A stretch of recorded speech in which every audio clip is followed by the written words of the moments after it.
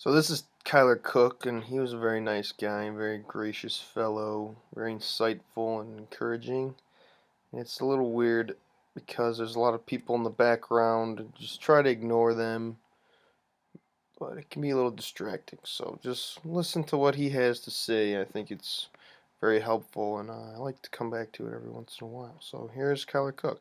So you're video recording me. I'm gonna sit up straight and try to hide my double Yeah, chin. do like pose.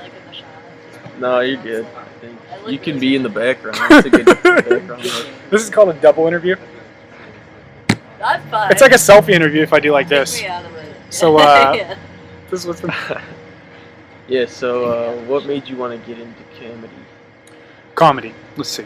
I grew up in a family with 6 brothers and 2 sisters, and so it was always kind of a war to see who was the funniest anyway. I was always not the funniest. My older brothers would constantly quote movies that they loved and get like raucous laughter from everybody else in the family, and then I would like come in and botch one of the lines or one of the things. So I pretty well just sat around wishing I was funny for the vast majority of my life. So you got good at bombing, then. Oh, I think I was always. I don't think I ever grew out of that. I think I still bomb almost every time that I do comedy. Normal. Maybe that's because I compare myself too much. But so then, whenever I was 14, I kind of went into this weird depression. My parents were divorced whenever I was young. It was a really bad divorce, and in order to kind of crawl out of that, I would just watch stand-up comedy almost every day, multiple hours a day. Anytime that it was Friday, we would watch the Comedy Central Presents that was going on with the new stand-up comedians that were doing their bits, and myself and my twin brother really. That was good for us to have that kind of as an out. My mom struggled with mental illness for a while, and it was rough in our household. And so we ended up moving to our dad's whenever I was 16. In between 14 and 16 at church, I had my youth pastor approached me, and he said something along the lines of, you're real funny. Have you ever considered doing stand-up? And I was like, that's my dream, to be like, which one of your other questions is who has inspired you. But during that time, I watched a lot of Dane Cook and Brian Regan.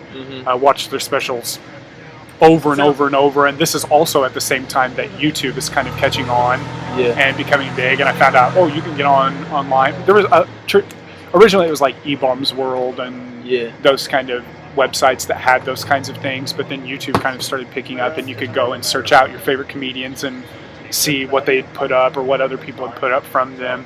And I just had a really heavy influence. Ended up doing stand-up in front of a bunch of senior girls and junior girls, and there were senior guys and junior guys there too, but they're kind of invisible whenever you're a young guy, Were you a freshman? I was a sophomore. Coming into my sophomore year, it was that summer, and I got up and I just completely ripped off Brian Regan for 5 minutes and bombed horribly. It was the worst thing. Like, people were just staring at me, and I was like trying to be Brian Regan. Didn't work out, but I got off the stage. I hurried off this, skittered off the stage like a rat in New York. But and then my youth pastor approached me. He was like, "Man, that was so awesome!" And he kind of built me up. And then other people were saying, it took a lot of guts to get up there and do that. And then I kind of had a hiatus where I didn't perform stand-up because there was no avenues. My youth pastor left. There weren't any. But still consecutively watching stand-up, learning what it means to have a voice, what it means to do stand-up comedy. And then whenever I turned about 18, I joined a speech performance team as like a forensics. I don't know if you know what that is, but and that allowed us, myself and my twin brother, the opportunity to perform kind of not stand-up comedy, but funny performance, and really hone in on how to write a joke, how to be funny through ourselves. And then whenever we graduated from our community college, we came here to Carbondale, and I jumped straight in over and started performing. And I've been doing it pretty well ever since, but only consecutively seriously in the last 8 months. Yeah. Cool. Yep. And then what do you want to get out of it? Do you want to stand-up comedy.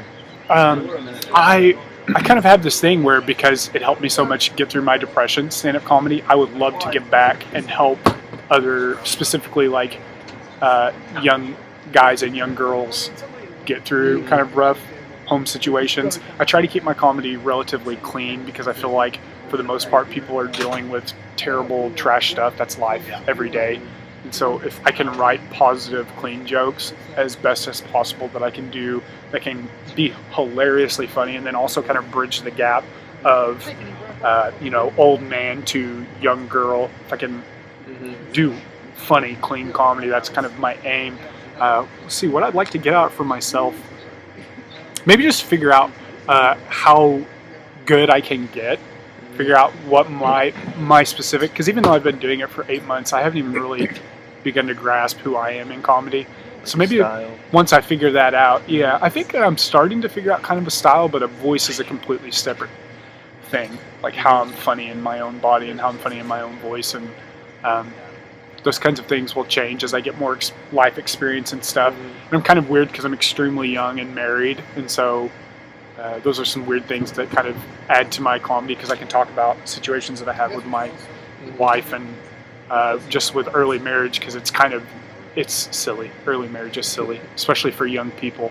I encourage everybody to do it because it's a lot of fun, but it's also a lot of hard work. Most people aren't mature enough to do it, and I would say that I'm definitely not mature enough to do it, so that's why it's so funny to me. Yep. I don't know what I'd like to get out of it. That's a hard one. That's a deep Like you don't question. want to like make it as a career, or like. Oh, I'd love to do stand up as a career. I think ultimately that is like ends that might happen. The more serious I take it, the more chance of that happening there is. And I did a competition recently where I won, and that was kind of exhilarating, kind of scary at the same time, because I realized that there's a lot that goes into it, and I had the talent to be good if I put time into it, but it's a lot of time, and it's a lot of nerves, and it's a lot of, my wife asking me questions and me completely ignoring her because I'm thinking of a bit, or telling her to hold on one second while I write it down on my phone. And you kind of live your life. If you're serious about comedy, you're doing it constantly, and it kind of changes you, and in a good way, I think, if you're doing the right kind of comedy for you. But so maybe what I'd like to get out of it is maybe just like I know this sounds super silly, but like maybe just a deeper sense of myself, and if I can do it as a job, great, but I don't have to. It's not something that I'm like forced to do. I could work a meaningless job here at Long Branch and do stand up in my spare time and probably be just as happy with myself, as long as I'm working towards that end goal. All right, cool. That's all I got.